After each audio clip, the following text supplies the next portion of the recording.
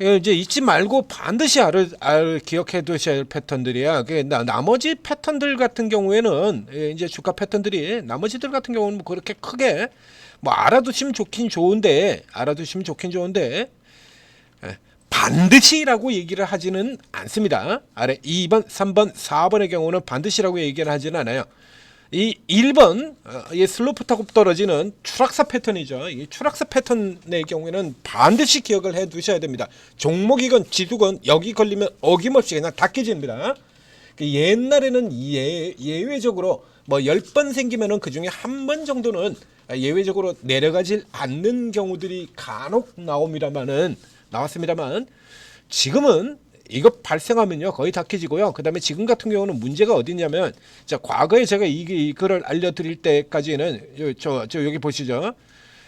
1차 급락이 이렇게 쭉 떨어지고 난 다음에 그 사이 원래 이렇게 뭐 여러분들 다 아시겠습니다만 낙폭과대가 벌어지게 되면 그 다음에 기술적 반등이라는 게 나와야 될 거 아니에요. 기술적 반등이 나와야 되는데 이 기술적 반등을 시도되는 구간에서도 저점이 아래로 더 내려가고요. 기술적 반등 톡 튀어났다가 내려왔다가 이렇게 가는 거죠. 지그재그로 이렇게 들어가는 이 흐름이 고점도 낮아지고 저점도 낮아지는 겁니다. 그 위쪽에서 자 이런 구간에서 예를 들자면 여기서 사람이 이렇게 톡 탔다라고 생각해 보세요. 어떻게 됩니까? 찌리리리릭 미끄러져 가지고 그대로 계속 찡 미끄러져서 똑 떨어져서 죽죠. 이래서 이게 추락사 패턴입니다. 걸리면 그냥 죽는다는 얘기야. 뭐 영화 속에서 슈퍼 주인공들 같은 경우 요 끝에 요런 데다가 손가락 딱 걸어가지고 대롱대롱 매달려가지고 살아나기도 합니다만 그 외 출연자들 같은 경우 그냥 이렇게 다 죽지 않습니까? 다 떨어져가지고 죽는다는 얘기예요. 그래서 반드시 기억을 해두라는 얘기입니다. 이 아래쪽보다. 그 다음에 두 번째로, 자, 우리 시장이 2010년도 이후로 헤지 펀드가 들어와가지고 사모펀드, 헤지 펀드들이 들어와가지고 매도 파티를 벌이죠. 롱숏 파티를 벌이고 이렇게 되면서 요렇게 요 패턴에 걸리는 종목들 같은 경우 예전보다 훨씬 더 세게 펴버려요. 그래서 과거에는 요 패턴에 걸리고도 안 내려가는 종목들이 있었지만 지금 같은 경우는 이것도 없고 1차 하락과 2차 하락의 크기에서도 예전 과거 시대 때 2차 하락에는 1차 하락이 워낙에 세게 빵 떨어졌으니까요. 급락이 나왔으니까 요 2차 추가 하락에서 요 그림 보면 1차 하락이 훨씬 길게 그려져 있죠. 예전 그림입니다. 1차 하락이 훨씬 길게 그려져 있어서 요 2차 하락 같은 경우 똑 떨어지는 같은 경우는 첫 번째 하락의 크기보다 작다. 그래서 최대로 밀려 떨어지는 게 1차 하락 크기의 61.8% 정도 크기다. 이렇게 되어 있었는데 그 다음에는 자 밑에 저 보시죠. 그 뒤에 이제 수정으로 최근에는 2차 추가 하락의 크기가 1번 크기만큼 가거나 초과하는 경우도 있다. 이렇게 보면 10번 중에 한두 번 정도 10중 8구는 여기고 이렇게 되어 있었죠. 이건 이제 제가 뒤에 이제 안 고쳤는데요. 지금 얘기가 틀립니다. 지금은 반대입니다. 추락세 패턴 발생할 경우에 2차 하락이 1차 하락 크기에 이렇게 61.8% 이렇게 짧은 폭으로 2차 하락이 그치는 경우가 오히려 반대로 열에 한두 번이고요. 대부분의 경우는 추락세 패턴의 발생에 2차 하락이 1차 하락 크기와 같거나 더 크답니다. 비율이 반대로 바뀌었어요. 그래서 반드시 기억을 해두셔야 된다는 얘기입니다. 옛날보다 더 떨어져 버려. 예전보다. 그렇죠. 이게 뭐 전체적으로 우리 시장 전체 수급하고도 관련이 있는 건데요. 과거 시장에서는 예를 들면 어떤 종목들이 주가가 뚝 떨어진다 그러면 웬만한 잡주들 말고요. 웬만한 종목들 같은 경우 국민연금 같은 주체에서 사줬잖아요. 떨어져서 깨지면. 요즘에 국민연금이 삽니까? 현대 로템 같은 종목들 국민연금이 앞장서서 깨부셔버리잖아요. 알테오젠 이런 거. 국민연금이 앞장서서 깨부셔. 거기에 사모펀드 미친 척하고 환장을 하고 그 여전히 판치는 외국계 불법 매도, 그 다음에 국내 증권사들 시장 조성자 매도, 사실상 공매도죠. 시장 조성자 공매도를 그냥 깔아서 내려가 버리거든요. 여기서 이 수급의 이 자체가 박혔어요. 시장 수급 자체가. 그래서 과거에는 이렇게 많이 떨어지면 이렇게 떨어지고도 또 떨어져? 그러면 이제 저가 매수들이 쫙 들어왔다면 이겁니다. 미증시 같으면 어떻게 돼요? 미증시 같으면 이렇게 떨어지면 이건 뭐 그냥 쫙 들어가지고 잡아당겨 버리겠죠.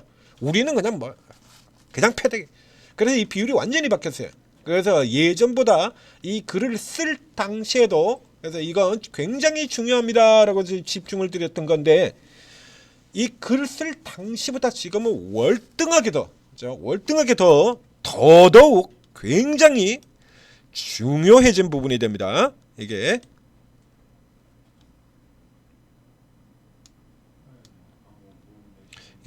지수에서 지수 흐름에서 굉장히 자주 나오죠.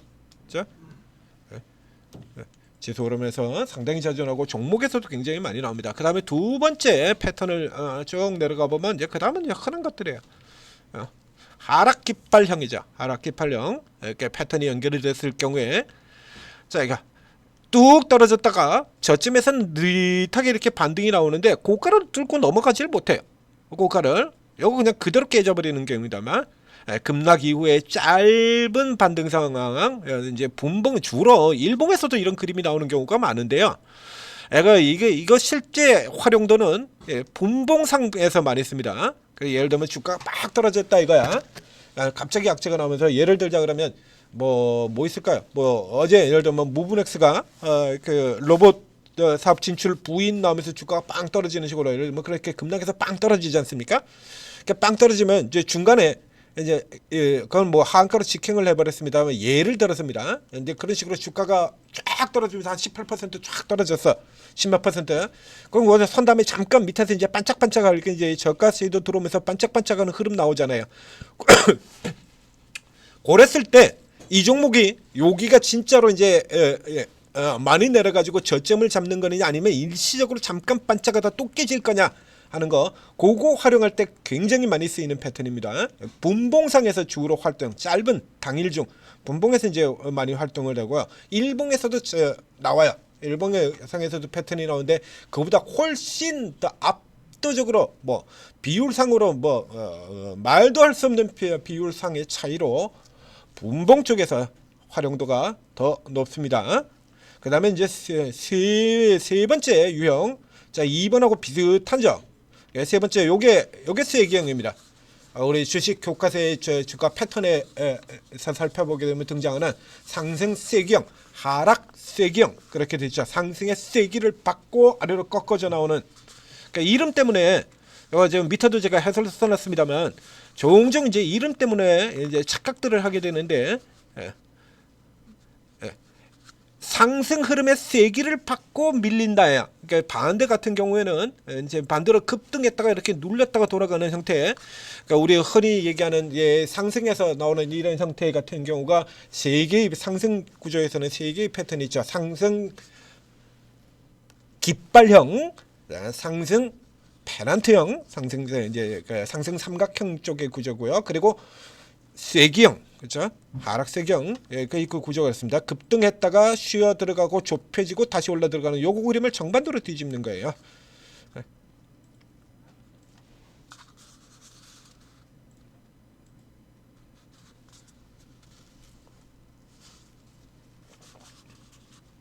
이게 왕왕 이 앞쪽 구조가 주가가 쭉 올라 들어가고, 주가가 이게 위쪽에 그 선제 조건입니다. 이렇게 좁혀져 들어가는 세기를 만들기 전 시세가, 주가가 급등한 다음에 나오는 거, 이제 이게 러닝 커렉션에서 착각하기 딱 좋은 거의 형태죠.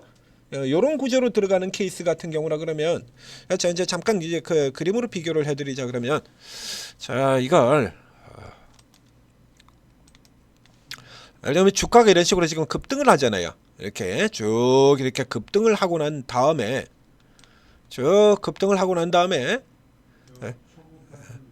이게 이런 식으로 예를 들자 그러면 지금 이런 식으로 들어올려져서 들어가는 거, 이건 이제 러닝 커렉션이고, 그 다음에 지워서 빼버리고 난 다음에 이건 러닝 커렉션이고요.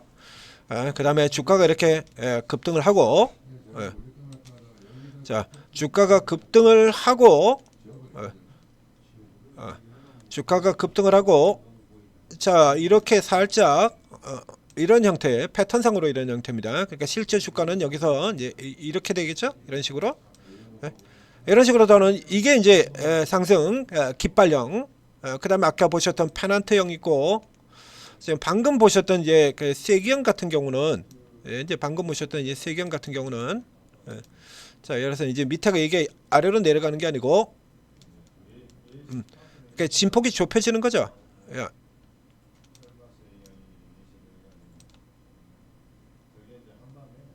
이런 식으로 그러니까 이게 실전에서는 이게 상승 삼각형하고 이렇게 구분이 안 되는 경우가 많아요. 이렇게 위에서 이렇게 내려지는 케이스가 된다라면 간혹 실제로 굉장히 숫자가 이런 교과서에 나오는 전형적인 패턴 같은 형태가 아니라 이게 착각하기 딱 좋은 이런 게 만들어지는 때가 있어요. 이런 게 이게 더 자주 나옵니다. 실제에서는 이렇게요.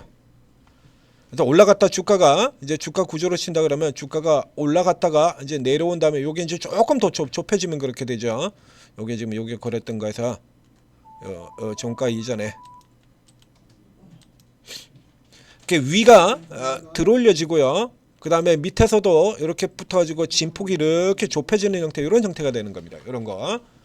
그러니까 이제 이거 러닝 커렉션하고 헷갈리기 딱 좋은데, 요렇게 되는 구조, 이 구조는 이 쇠기형 구조하고 아무 관련이 없어요. 이거는 이렇게. 그래서 쇠기형 구조 같은 경우는 방금 전에 보셨던 이 쇠기형 구조 같은 경우 상승 쇠기형은 직전에 하락했다가 반등 나오는 구조에서, 자, 하락세 경은 반대로 직전에 주가가 이제 급등했다가 그리고 살짝 조정받는 구조에서 이렇게 나오는 거예요. 그러니까 하락세 경은 방금 전에 그림으로 친다 그러면 하락세 경은 어떤 형태가 되냐 그러면 이거 아니고요. 이게 좁혀지는 거 이게 아니고요. 고전에 나왔던 그림 있죠? 상승 삼각형과 페넌트형과 실제적으로 구분이 잘 안 되는 형태입니다. 이렇게 내려오고 저점을 올라가서 이렇게 좁혀져 가지고, 그러니까 사실상 상승 삼각형과 똑같다라고 보시면 돼요. 이렇게 들어가는 구조가 되고요. 자, 문제 지금 이걸 설명드리려고 지금 오늘 하는 김에 뭐 앞에 쪽까지 쭉 다 드렸는데요. 자, 네 번째 이겁니다. 얘가 문제예요. 우리 증시에서는 바로 이 패턴이 이제 항상 문제가 되는, 이게 문제가 됩니다. 자, 이게 하락한 다음에 주가가 이렇게 급락을 하고 난 다음에 쭉 떨어지고 난 다음에 이렇게 돌아 올라오는, 이렇게 낮은 구간에서 이제 채널형으로 좁게 찌글찌글 반등하는 거죠. 예를 들자 그러면 지금 어디 갔나요? 아까 뭐 이런 겁니다. 주가가 이렇게 급락을 하고 지금 이렇게 올라 들어가는 거, 요 형태지 않습니까? 이건 고가에서 나온 거고, 이제 저 밑에 이제 저가에서 나올 때고요. 주로 이제 저점에서 활용이 되는 거예요. 이런 식으로 이제 쭉 들어갔다가 돌아 나오는, 이게 그림상으로 이런 거란 얘기입니다. 채널의 활용은 이렇게 고가에서 들어오는 게 아니고, 고가에서는 그냥 준용이고요. 그러니까 주가가 개박살 난 다음에 저 밑에 바닥으로 떨어갔다가 바닥에서 이렇게 채널로 돌아오는 요겁니다. 요거. 정식의 이 패턴의 정식의 이름은 베어 플래그예요. 베어 플래그, 하락 깃발형. 그래서 이게 기술적 반등에 그치고 다시 밀려 떨어진답니다. 그러니까 우리 증시를 제외하고 거의 모든 전 세계 증시에서는 이 패턴은 하락 패턴으로 인식이 돼요. 이름이 베어 아닙니까? 베어. 하락. 그래서 이게 하락 패턴이에요. 이게 교과서에. 그래서 이게 뚝 떨어진 거, 요 반등의 크기가 1차 이렇게 뚝 떨어졌던 크기의 절반 수준 50%까지 반등이 나오고 그리고 자빠진다, 이렇게 되어 있었는데 우리나라는 바뀌었어요. 이게 인식이 되자면 우리 경우는 상승하는 반대로 상승하는 확률이 더 높다 그러다가 지금은, 자, 이게 원론적으로는 그리고 우리는 근데 그보다 조금 넘어가지고 61.8까지 가는 경우가 더 많았었는데 이게 점점 바뀌어가지고요. 그러니까 채널 바닥에서 38%를 넘어버리, 이 채널 형태로 38선을 넘어 들어가게 된다 그러면 이거 그냥 올라간다라고 생각을 해버려도 관계할 만큼 상황이 바뀌어버렸다는 얘기입니다.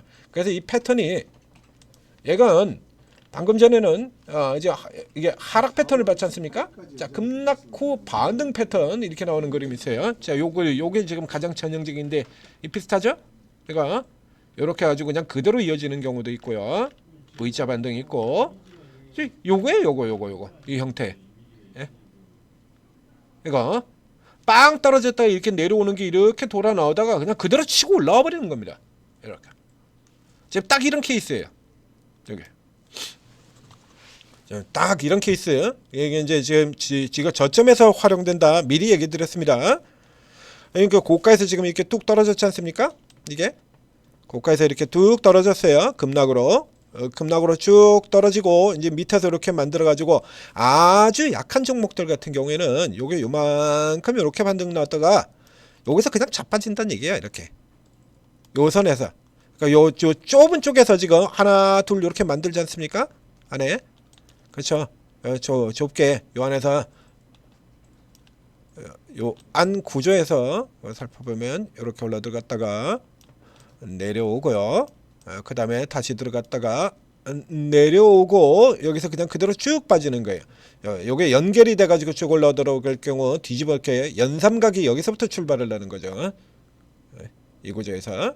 자, 이렇게 해서 이제 여기서 이제 자빠지게 되는데, 그러니까 대부분의 경우에는 이 패턴의 원래의 형태는 어떻게 되느냐라고 하면, 이 패턴의 원래의 형태는, 자, 이렇게 해서 올라가 들어갔다가 들어오고 요렇게 여기 38 50이죠? 여기까지 해서 25,000원 선입니다. 하늘을 치면. 자, 요게 그 전에 직전에 급락했다고 멈춘 자리 가격이고요. 반등해서 절반 돌린 자리, 여기서 이렇게 내려온다가 이게 원래 패턴이에요. 이게 원래의 구조. 근데 우리는 이게 아니야. 저 밑에서 올라올 때도 마찬가지입니다. 올라 들어올 때 그전에는 61.8%까지 올라 들어오고 여기서 절반의 경우는 내리고 절반의 경우는 오른다였는데 이제 바뀌었어요. 이렇게 등장하는 케이스 같은 경우는 이것도 역시 마찬가지. 이게 대부분의 이게 흐름 자체가 우리만 이렇게 따로 노는 경우는 우리 한국적 수급 구조하고 관련이 있죠.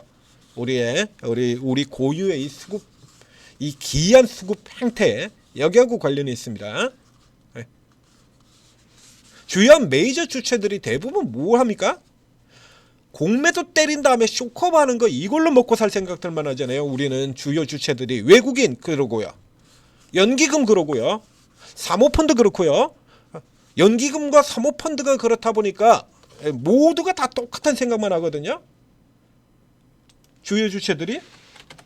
외국인이 그렇게 해서 두들겨 패가지고 그렇게 게임을 배우면 연기금도 그 게임에 참가를 하고, 연기금이 그 게임에 참가를 하게 되면 사모펀드도 참가를 하고, 연기금 사모펀드가 참가를 하니까 투신도 참여하고 증권사도 참여해가지고 모두 다 이런 짓을 한다는 얘기예요. 그러다 보니까 이 흐름 자체가 반대로 이제 뒤집어서 돌릴 때는 이게 내려가지 않아야 되는 경우 내려갔거든. 여기도 나오지 않습니까? 이 현대로템에도, 여기도 등장하죠. 현대로템에도. 그래서 이게 삐글삐글삐글해서 61.8%까지 오르고, 그리고 원래 이 패턴은 여기서부터 이제 내린다. 이렇게 내린다는데 애초에 이 하락 자체가 가짜였거든. 공매도 애초에 이 하락 자체가 가짜였거든. 그 원위치로 돌려버리는 거죠. 그러니까 이런 식으로 구조가 나오는 이유가 방금 전에 설명드렸던 것처럼요, 이 주요 메이저들이 다 이렇게 접근을 하기 때문에 때려 부시고 다시 사는 쪽으로 게임을 계속 벌이거든요. 저 앞에서부터 설명드렸지 않습니까? 사전에 이렇게 열심히 매도를 쳐놓고는, 그리고는 쓸데없는 핑계를 잡아가지고 그냥 이렇게 매도 쳐버리면서 박살나버리죠. 연기금이 패고, 사모펀드 같이 패고, 투신도 패고, 증권도 패고, 보험도 패고, 이래가지고 한꺼번에 이렇게 뭐 거의 100만 주 가까운 물량이 나와. 뭐 어떻게? 그래서 주가가 이렇게 개박살 나가지고 추세가 끊어져 버리니까 외국인 쪽에서 손절 물량 그 다음에 등장을 하고요. 그 다음 날에도 또 팼죠. 이래 놓고는 주가 개박살 나가지고 밑에 떨어지니까 그 다음에 삽니다. 공매도 게임이잖아요. 반등하는 과정에서도 그렇죠. 또 이렇게 쳐 눌러놓고, 그리고 주가 밀려내서 내려오자 또 이렇게 쫙 밑에서 사들어가고, 그러니까 일단 부셔놓고 그리고 뒤에 사들어가는, 그것도 주로 이렇게 끝내주는 종목들 가지고 이런 짓을 벌이고 있으니까, 이러다 보니까 원래의 흐름하고 틀린 거야. 그러니까 악재가, 원래의 흐름은 악재가 나왔다가 단순 반등 나온 다음에 그 다음에 다시 떨어지는 거예요. 이 그림은 되는데 우리는 악재가 나온 데 쪽에 쓰는 게 아니라 이 종목들처럼 겁나게 좋은 종목들을 개소리 해가지고 알테오젠이라든가 이런 거 전부 개소리 해가지고 갖다 때려 부셔버리죠. 이쪽을 용도로 주로 사용을 하다 보니까 혹은 밑에 있는 종목들도 마찬가지입니다. 자, 밑에 골드 케미칼 같은 이런 종목들 같은 경우도 뭐합니까? 뭐 이마트, 뭐 호텔신라, 뭐 이쪽에 바닥에 주는 종목들 맨날 그러고 있잖아요. 갖다 때려 부셔버리고 그리고 돌아 들어가는 거. 예전에는 주로 이 방식을 썼었고요. 지금은 이제 또 조금 달라졌죠. 그래서 바닥 패턴이 조금 달라졌어요.